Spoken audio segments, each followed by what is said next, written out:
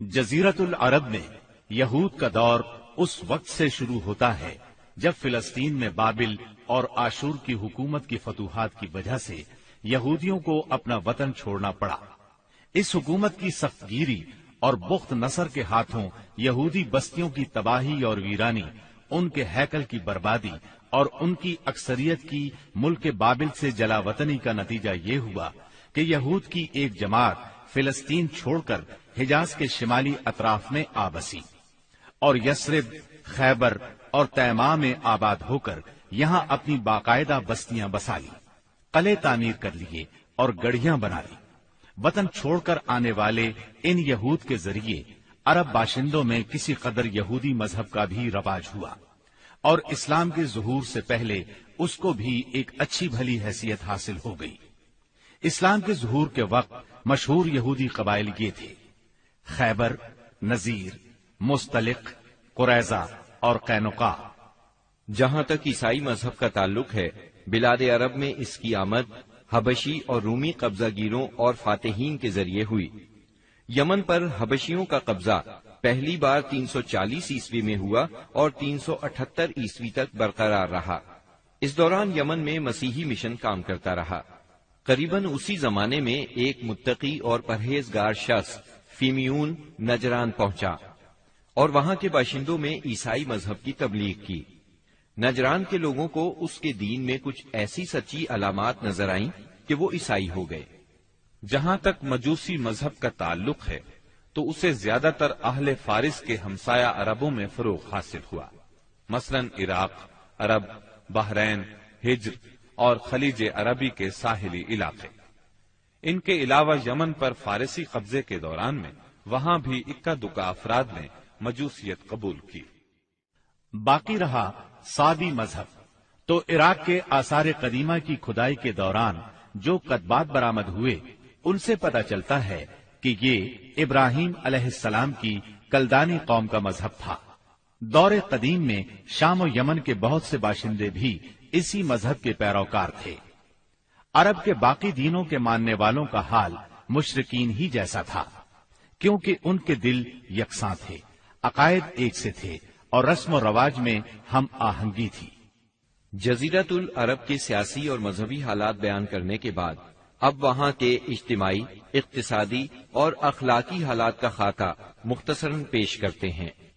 अरब आबादी मुख्तलिफ तबकात में बटी हुई थी। हर तबके के हालात एक दूसरे से बहुत ज्यादा मुख्तलिफ थे। चुनाचे मुअज़्ज़ज़ तबके में मर्द और औरत का ताल्लुक खासा तरक्की याफ्ता था। औरत को बहुत कुछ खुद मुख्तारी हासिल थी, उसकी बात मानी जाती थी, उसका इस कदर एहतिराम और हिफाजत की जाती कि उसकी खातिर तलवारें सौंप ली जाती थी, खून रेजी हो जाती थी।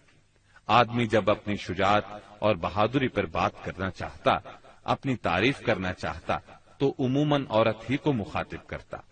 शुजाअत और सखावत की सिफात को उनके दरमियान बहुत बड़ा मकाम हासिल था। अक्सर औकात उनमें सुलह के लिए औरत ही बड़ा किरदार अदा करती थी। वो चाहती तो कबाइल को सुलह के लिए जमा कर लेती थी और चाहती तो उनके दरमियान जंग की आग भड़का देती। लेकिन इन तमाम बातों के बावजूद खानदान का सरबराह मर्द ही को माना जाता था और उसकी बात फैसला कुन होती थी। इस तबके में मर्द और औरत का ताल्लुक अक्द निकाह के जरिए होता था। ये निकाह औरत के वलियों की निगरानी में अंजाम पाता था। औरत को उनकी विलायत के बगैर निकाह का हक नहीं था। एक तरफ तबक़े अशराफ यानी मुअज़्ज़ज़ लोगों का ये हाल था, तो दूसरी तरफ दूसरे तबकात में मर्द औरत के इख्तिलात की और भी कई सूरतें थीं, जिन्हें बदकारी, बेहयाई, फहाशी और जिनाकारी के सिवा कोई और नाम नहीं दिया जा सकता। ज़माने जाहिलियत में किसी हद के बगैर मुतअद्दिद बीवियां रखना एक आम बात थी। लोग दो सगी बहनों को भी बैक वक्त अपने निकाह में रख लेते थे। बाप के बीवी को तलाक देने के बाद या उसके फौत होने पर बेटा अपनी सौतेली मां से भी निकाह कर लेता था। तलाक का इख्तियार मर्द को हासिल था और उसकी कोई हद मुकर्रर नहीं थी। जिनाकारी तमाम तबकात में उरूज पर थी। कोई तबका या इंसानों की कोई किस्म इससे मुस्तस्ना न थी। البتہ کچھ مرد اور کچھ عورتیں ایسے ضرور تھے جنہیں اپنی بڑائی کا احساس اس برائی کی کیچڑ میں لت پت ہونے سے باز رکھتا تھا۔ پھر آزاد عورتوں کا حال لونڈیوں کی نسبت اچھا تھا۔ اصل مصیبت لونڈیاں ہی تھیں۔ ایسا لگتا ہے جیسے ان جاہلوں کی اکثریت اس برائی کی طرف منسوب ہونے میں کوئی آر بھی محسوس نہیں کرتی تھی۔ جاہلیت میں باپ بیٹے کا تعلق بھی مختلف نوعیت کا تھا۔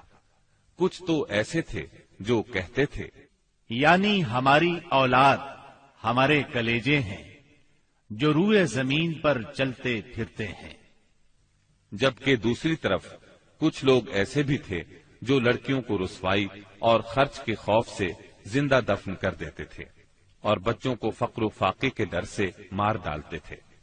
تاہم یہ کہنا مشکل ہے کہ یہ سنگ دلی بڑے پیمانے پر رائج تھی، کیونکہ عرب اپنے دشمنوں سے اپنی حفاظت کے لیے دوسروں کی بنسبت کہیں زیادہ اپنی اولاد کو بہتر سمجھتے تھے اور اس بات کا احساس بھی رکھتے تھے۔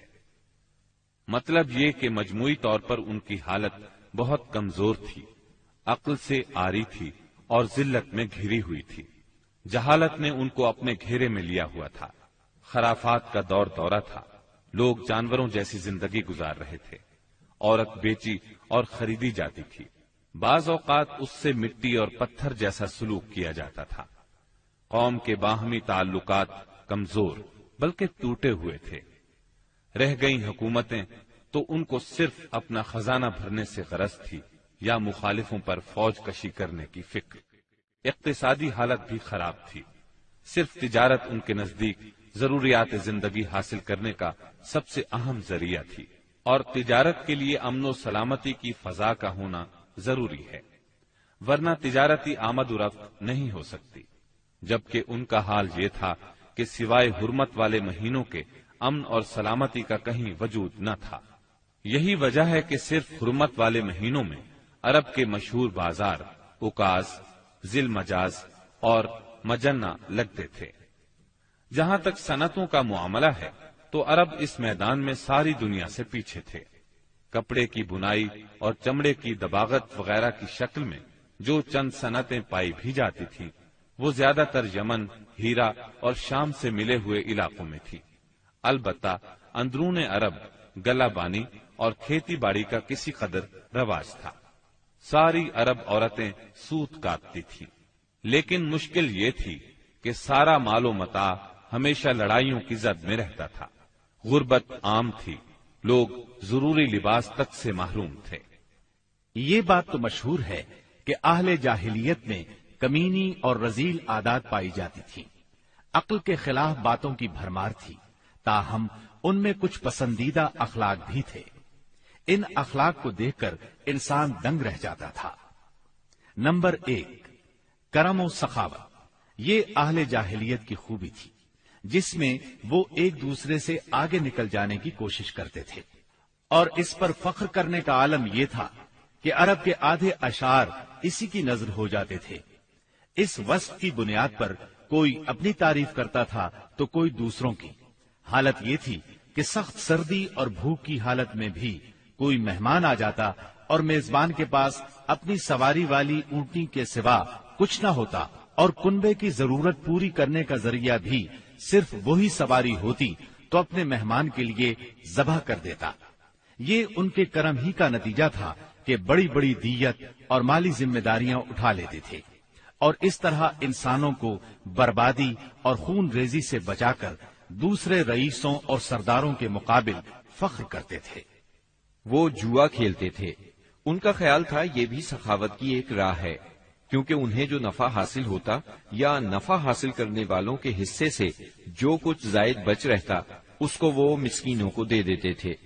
اسی لیے قرآن پاک نے شراب اور جوئے کے نفع کا سرے سے انکار نہیں کیا، بلکہ سورہ بقرہ کی آیت 219 میں فرمایا، یعنی ان دونوں کا گناہ ان کے نفع سے بڑھ کر ہے۔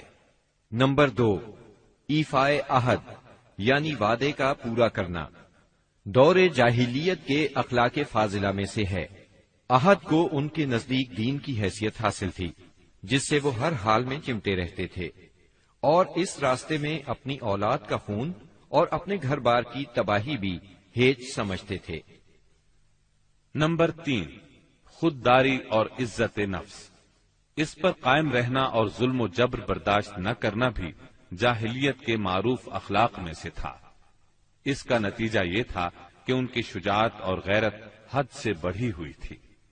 وہ فوراً بھڑک اٹھتے تھے اور چھوٹی سے چھوٹی توہین آمیز بات پر تلوار اور نیزہ اٹھا لیتے تھے، اور نہایت خون ریز جنگ چھڑ جاتی اور انہیں اس راہ میں اپنی جان کی قطعاً پرواہ نہ رہتی تھی۔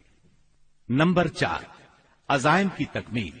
اہل جاہلیت میں ایک خاص بات یہ بھی تھی کہ جب وہ کسی کام کو فخر اور ناز کا ذریعہ سمجھ کر انجام دینے پر تل جاتے تو پھر کوئی رکاوٹ انہیں روک نہیں سکتی تھی۔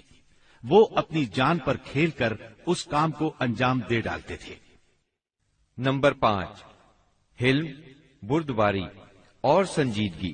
یہ خوبی بھی ان کے نزدیک قابل تعریف تھی، لیکن چونکہ ان میں شجاعت حد سے بڑھ کر تھی، ہر وقت جنگ و جدل پر آمادہ رہتے تھے، اس لیے یہ عادت بہت کم پائی جاتی تھی۔ نمبر 6، بدوی سادگی، یعنی رہن سہن کی الجھنوں اور داؤ پیچ سے ناواقف تھے۔ اس کا نتیجہ یہ تھا کہ ان میں سچائی اور امانت پائی جاتی تھی۔ دھوکہ دہی، بد عہدی سے دور تھے اور نفرت کرتے تھے۔ ہم سمجھتے ہیں کہ جزیرت العرب کو ساری دنیا سے جو جغرافیائی نسبت حاصل تھی، اس کے علاوہ یہی وہ قیمتی اخلاق تھے جن کی وجہ سے اہل عرب کو بنی نوع انسان کی قیادت اور رسالت عامہ کا بوجھ اٹھانے کے لیے منتخب کیا گیا تھا، کیونکہ یہ اخلاق اگرچہ بعض اوقات شر اور فساد کا سبب بن جاتے تھے اور ان کی وجہ سے المناک حادثات بھی پیش آ جاتے تھے، لیکن اپنی نوعیت کے بڑے قیمتی اخلاق تھے۔ یہ تھوڑی سی اصلاح کے بعد انسانی معاشرے کے لیے نہایت مفید بن سکتے تھے، اور یہی کام اسلام نے انجام دیا۔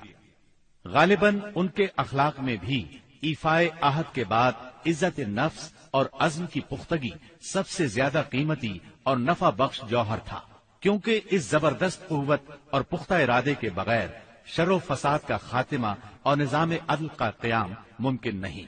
اہل جاہلیت کے کچھ اور بھی اچھے اخلاق تھے، لیکن ان سب کو بیان کیا جائے تو بات بہت طویل ہو جائے گی۔